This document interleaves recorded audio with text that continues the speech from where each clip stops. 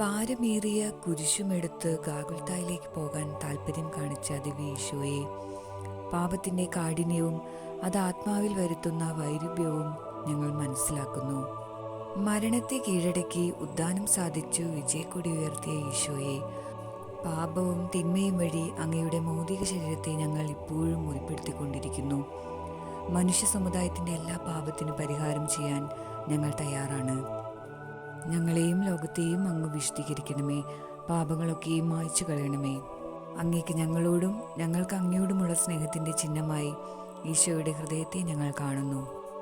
സഹോദരങ്ങളെ സ്നേഹിച്ചും സഹായിച്ചും അങ്ങയോടുള്ള ഞങ്ങളുടെ അപാര സ്നേഹം ഞങ്ങൾ പ്രകടിപ്പിക്കട്ടെ.